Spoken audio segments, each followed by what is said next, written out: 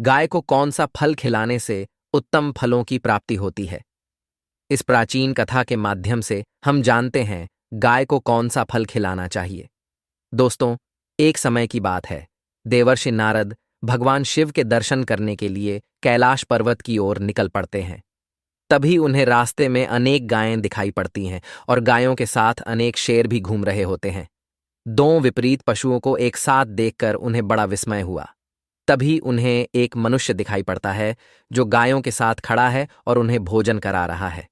देवर्षि नारद उस मनुष्य के पास जाते हैं और पूछने लगते हैं, हे विप्रवर, ये कौन सा प्रदेश है? ये स्थान बड़ा ही विचित्र दिखाई पड़ रहा है। गाय और शेर एक साथ घूम रहे हैं, दोनों को एक दूसरे का भय नहीं है। तब वह मनुष्य कहता है, हे मुनिवर, ये कैलाश पर्वत है। यहाँ पर भगवान शिव की बड़ी माया फैली हुई है, इसी कारण से यहाँ पर कोई हिंसा नहीं करता है। शिव की माया से ही इस दुर्गम प्रदेश में सभी पशुओं को उत्तम भोजन की प्राप्ति हो रही है। ये बात सुनकर देवर्षि नारद भगवान शिव से मिलने के लिए उनके स्थान पर जाते हैं। देवर्षि को देखकर भगवान शिव कहते हैं, आइए देवर्षि, कैलाश में आपका स्वागत है। आज किस प्रयोजन से कैलाश पर आपका आगमन हुआ है? देवर्षि कहते हैं, हे भोलेनाथ, मन में आपके दर्शन करने की इच्छा हुई, सो चला आ गया। आपके दर्शन करने मात्र से ही सभी कष्ट समाप्त होते हैं प्रभु। भगवान शिव कहते हैं, हे देवर्षि, फिर भी आपके मन में कोई न कोई शंका तो अवश्य होगी, इसीलिए आप निसंकोच होकर पूछिए। देवर्षि कहते हैं, हे भोलेनाथ, आप तो सब कुछ जानते हैं, फिर भी पूछ रहे हैं। यदि दास को आज्ञा दे तो पूछने की चेष्टा करता हूं। हे भोलेनाथ, आप तो पशुपतिनाथ हैं, इसीलिए आप समस्त प्राणियों के रहस्य जानते हैं। आज मैं आपके पास गौ माता के महात्म्य को सुनने के लिए आया हूं। गौ माता को सबसे अधिक प्रिय चीज कौन सी है तथा उन्हें कौन सी वस्तु खिलाने से मनुष्य के दुख दूर होते हैं? भगवान शिव कहने लगते हैं, हे देवर्षि, आपने समस्त मानव जाति के कल्याण हेतु उत्तम प्रश्न किया है। इस प्रश्न का उत्तर देने से पूर्व मैं आपको इससे जुड़ा एक प्राचीन इतिहास कहता हूं। इस प्राचीन कथा के माध्यम से आपकी सभी शंकाओं का समाधान हो जाएगा, इसीलिए आप इस कथा को ध्यान से पूरा सुनिए। जो भी इस कथा का श्रवण करता है उसके समस्त पापों का नाश होता है, उसे दुर्गम से दुर्गम स्थान में उत्तम फल की प्राप्ति होती है।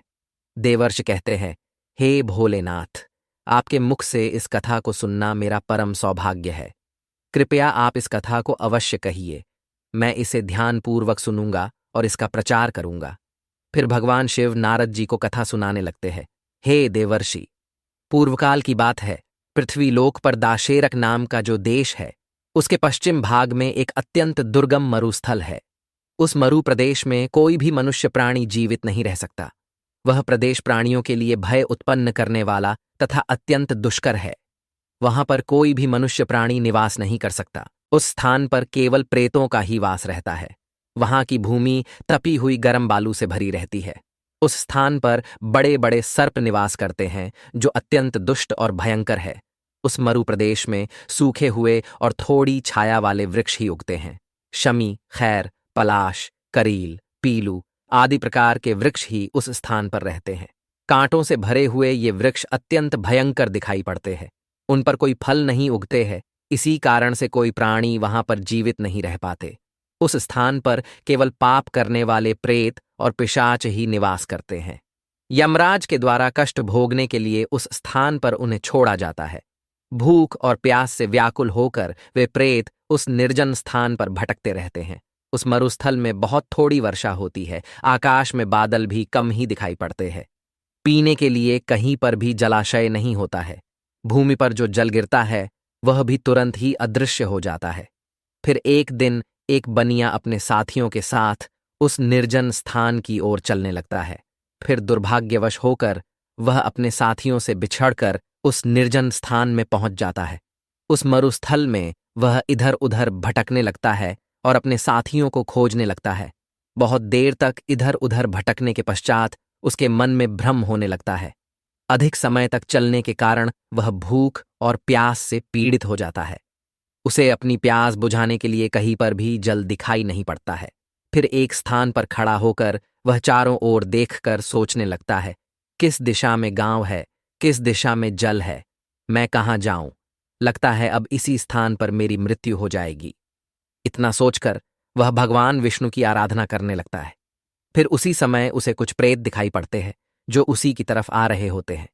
उन प्रेतों के भयंकर रूप को देखकर वह बनिया भयभीत हो जाता है। वे सभी प्रेत भयंकर आवाज करते हुए उसकी तरफ ही आने लगते हैं।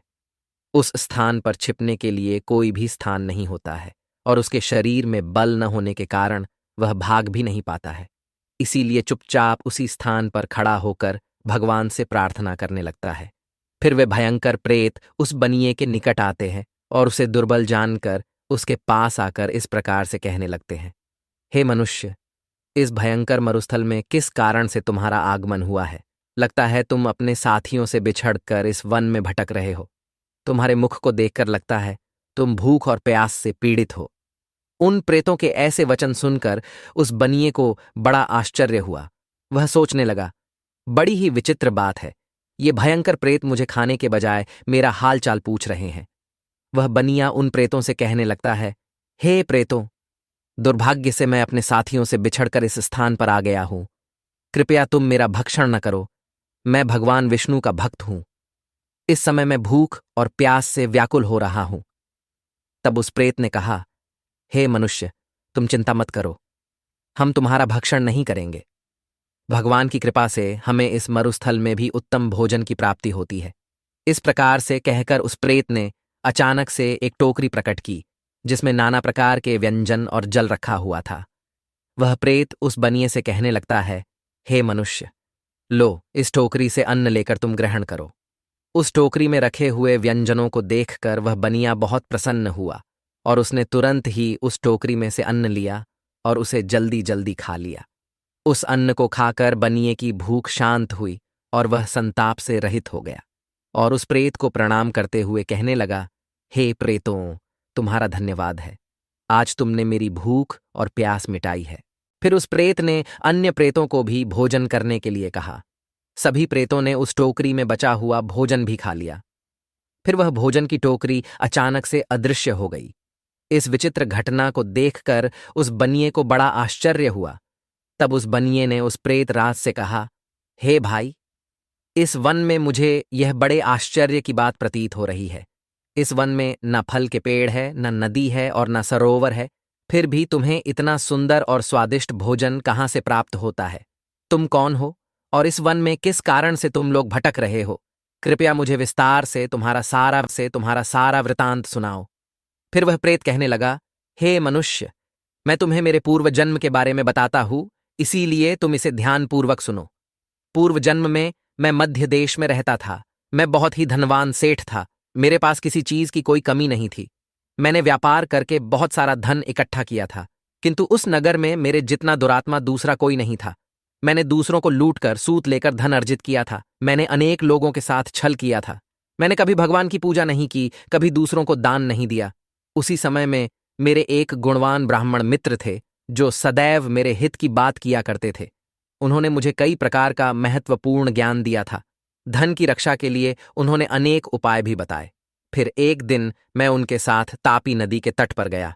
उस स्थान पर मैंने उनके साथ उस नदी में स्नान किया। वहां पर एक प्राचीन आश्रम था जहां पर अनेक गाय बंधी हुई थीं।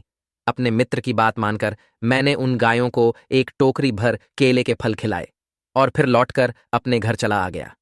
कुछ समय के पश्चात दैवयोग से मेरी मृत्यु हो गई। मृत्यु के बाद मुझे यम के 2 दूत लेने के लिए आ गए और वे मुझे पकड़कर यमराज के पास लेकर गए। यमराज ने चित्रगुप्त से मेरा लेखा जोखा देखने के लिए कहा। फिर चित्रगुप्त ने मेरा लेखा जोखा निकाला और कहने लगे, हे धर्मराज, यह दुरात्मा तो नास्तिक है। इसने कभी ईश्वर की पूजा नहीं की, इसने कभी दान धर्म नहीं किया, किंतु इसने केवल एक ही पुण्य का कार्य किया है। इसके गायों को केले के फल खिलाए हैं। बस इतना ही इसका पुण्य है। चित्रगुप्त की बात सुनकर यमराज ने अपने दूतों को आदेश देकर मुझे प्रेत बनाकर इस दुर्गम प्रदेश में डालने के लिए कहा। नास्तिक और दुरात्मा लोगों को प्रेत बनाकर इस दुर्गम प्रदेश में डाल दिया जाता है, किंतु मेरे द्वारा केवल एक ही पुण्य का काम हुआ था। मैंने गाय को टोकरी भरकर केले का फल खिलाया था। इसी पुण्य के कारण से मुझे इस भयंकर दुर्गम स्थान में भी एक टोकरी भरकर स्वादिष्ट भोजन प्राप्त होता है। प्रेतों को ऐसा भोजन नहीं मिलता है। प्रेतों का भोजन अत्यंत घृणित और दुर्गंधी युक्त होता है। किंतु मेरे पुण्य के कारण यहाँ पर निवास करने वाले प्रेतों को भी उत्तम भोजन की प्राप्ति होती है। इसी कारण से इन्होंने मुझे अपना प्रधान बना दिया। यहाँ पर निवास करने वाले सभी प्रेत दुरात्मा हैं। इन्होंने अनेक पाप किए हैं। देवालयों से धन की चोरी की है, पराई स्त्रियों से संबंध बनाए हैं तथा स्वामी के साथ द्रोह किया है। इसी पाप के कारण ये सभी प्रेत बने हैं। भगवान विष्णु परमात्मा हैं और आप भगवान विष्णु के परम भक्त दिखाई पड़ते हैं। इसीलिए आपके इस स्थान पर आने से मेरी मुक्ति हो जाएगी और मुझे उत्तम गति प्राप्त होगी। परंतु मेरे बगैर ये सभी प्रेत इस मरुस्थल में कष्ट भोगेंगे। इसीलिए आप मुझ पर कृपा करके मेरे इन सभी प्रेत मित्रों की मुक्ति के लिए उपाय कीजिए। हे मनुष्य, मैंने हिमालय पर्वत की एक गुफा में खजाना छिपाया है। आप उस खजाने को प्राप्त करके इन प्रेतों की मुक्ति के लिए इनका श्राद्ध तथा तर्पण आदि कार्य करो। इतना कहकर वह प्रेत अदृश्य हो जाता है और उसे मुक्ति मिल जाती है। फिर वह बनिया हिमालय पर गया और उसने वहां पर उस प्रेत के द्वारा बताया गया खजाना प्राप्त किया और फिर वह गया तीर्थ में प्रेतों की मुक्ति के लिए श्राद्ध करने के लिए चला गया। वहां पहुंचकर उस बनिए ने उन प्रेतों के लिए श्राद्ध करना आरंभ किया। जिस दिन वह जिस प्रेत का श्राद्ध करता, वह प्रेत रात को उसके सपने में आकर उसे दर्शन देता और कहता है, हे महाभाग, तुम्हारी कृपा से मैंने प्रेत भाव को त्याग दिया है। अब मैं परम गति को प्राप्त हो रहा हूं। तुम्हारा धन्यवाद है। इस प्रकार से अनेक दिनों तक उस बनिए ने वहां पर सभी प्रेतों के लिए श्राद्ध किया और सभी प्रेत एक एक करके उसके सपने में आकर उसे दर्शन देने लगे और सभी प्रेतों को मुक्ति प्राप्त हुई। फिर वह बनिया अपने घर पर लौट आया और भगवान विष्णु की भक्ति करने लगा। तदनंतर दीर्घकाल के बाद उस बनिए की मृत्यु हुई और वह भी परम दुर्लभ धाम वैकुंठ को चला गया। महादेव कहते हैं, हे देवर्षि, इस प्रकार से मैंने आपको गाय को केले का फल खिलाने का महत्व सुना दिया है। जो मनुष्य नित्य गाय की सेवा करता है, उसे केले का फल खिलाता है, उसे उत्तम गति की प्राप्ति होती है। गायों के 6 अंग गोबर, मूत्र, दुग्ध, दधि और घृत ये अत्यंत पवित्र और शुद्धि के साधन भी हैं। गोबर से बिल्व वृक्ष उत्पन्न हुआ जिसमें मेरा ही वास होता है। गोबर से ही कमल के बीज उत्पन्न हुए हैं। गोमूत्र से गुग्गुल की उत्पत्ति हुई है, जो देखने में प्रिय और सुगंधि युक्त है, जो सभी देवों का आहार है। संसार में मूलभूत गोदुग्ध से उत्पन्न है। सभी मांगलिक पदार्थ दही से उत्पन्न है। घी से अमृत उत्पन्न होता है, जो देवों की तृप्ति का साधन है। गाय से ही यज्ञ प्रवृत्त होता है।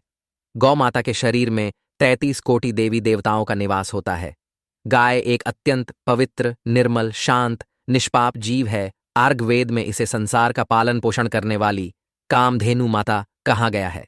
इसके दर्शन मात्र से मनुष्य के हजारों पाप नष्ट हो जाते हैं। इसीलिए कभी इस निष्पाप गौ माता पर अत्याचार नहीं करना चाहिए। गाय को कभी मारना नहीं चाहिए और कभी उन्हें कष्ट नहीं देने चाहिए। गाय को मारना शास्त्रों में सबसे बड़ा पाप माना गया है। जो मनुष्य गाय की निस्वार्थ भाव से सेवा करेगा, वह सुख समृद्धि प्राप्त करेगा। जो स्त्री रसोई में बनी पहली रोटी गौ माता को खिलाएगी, वह सदा सुहागिन और सौभाग्यशाली रहेगी। जो लोग अपने घर में गाय से प्राप्त पंचगव्य को घर में रखेगा, उसके घर में कभी दुख दरिद्रता नहीं आएगी। जो व्यक्ति प्रतिदिन किसी न किसी तरह से गौ माता की सेवा करता है, वह सबसे अधिक पुण्यवान बन जाता है। शास्त्रों में गौ माता को मां लक्ष्मी का रूप माना गया है। इसीलिए उनकी पूजा करने से दरिद्रता दूर होती है। प्राचीन काल से ही गौ माता की सेवा और संरक्षण करने की परंपरा चली आ रही है। कई ऋषि मुनि अपनी कुटिया में गायों का पालन करते थे तथा राजा महाराज गायों का दान करते थे। गायों के दान को सबसे बड़ा दान कहा गया है। गाय का दान करने से सभी जन्मों के पाप नष्ट हो जाते हैं और मनुष्य को मोक्ष की प्राप्ति होती है। गौ माता के दर्शन करना बहुत शुभ होता है। शास्त्र कहते हैं, रोज सुबह गाय के दर्शन होने से पुण्य की प्राप्ति होती है और सुबह गोबर के दर्शन होने से लक्ष्मी की प्राप्ति होती है। अगर किसी महत्वपूर्ण कार्य के लिए जा रहे हैं और अचानक ही गौ माता आपके रास्ते में आ जाती है, तो वह कार्य निश्चित ही सफल हो जाता है। किसी भी यात्रा पर निकलते समय अगर गौ माता के दर्शन हो जाए, तो वह यात्रा सुखपूर्वक पूर्ण हो जाती है, इसमें संशय नहीं है। अगर घर में धन की समस्या है, तो गुरुवार के दिन गाय को केले का फल खिलाना चाहिए, इससे दरिद्रता दूर होती है। गौ माता के पीठ पर एक उभरा हुआ कूबड़ होता है उस कूबड़ में सूर्य केतु नाड़ी होती है। जब भी द्वार पर गौ माता पधारे तो इस कूबड़ को एक बार जरूर स्पर्श करे। इससे जीवन से सभी रोगों का अंत होगा और धन संपत्ति की प्राप्ति होगी। शास्त्रों में कहा गया है, जो मनुष्य तन मन धन से गौ माता की सेवा करता है, वह मृत्यु के बाद वैतरणी नदी को गौ माता की पूंछ पकड़कर पार कर लेता है। उस व्यक्ति की अकाल मृत्यु नहीं होती है और उसे मोक्ष की प्राप्ति होती है। जिस व्यक्ति के भाग्य की रेखा सोई हुई है, अगर वह व्यक्ति अपनी हथेली पर गुड़ रखकर गौ माता की जीभ से छटाता है तो उसकी सोई हुई भाग्य रेखा खुल जाती है और उसका दुर्भाग्य सौभाग्य में परिवर्तित हो जाता है। इस प्रकार से महादेव ने देवर्षि नारद जी को गाय को फल खिलाने का महत्व सुना दिया। फिर देवर्षि भगवान शिव को बारंबार प्रणाम करने लगते हैं और उनका धन्यवाद देते हुए कहते हैं, हे भोलेनाथ, आपने गाय की सेवा का महात्म्य सुनाकर मुझ पर बड़ा उपकार किया है। मैं इस कथा का तीनों लोकों में प्रचार करूंगा। इतना कहकर देवर्षि चले जाते हैं। तो दोस्तों, आपको यह कथा कैसी लगी कमेंट करके अवश्य बताएं। उम्मीद है आपको यह जानकारी अच्छी लगी होगी। वीडियो को लाइक जरूर करें और कमेंट में हर हर महादेव, जय गौ माता अवश्य लिखें। साथ ही चैनल को सब्सक्राइब करें। आप सभी का धन्यवाद।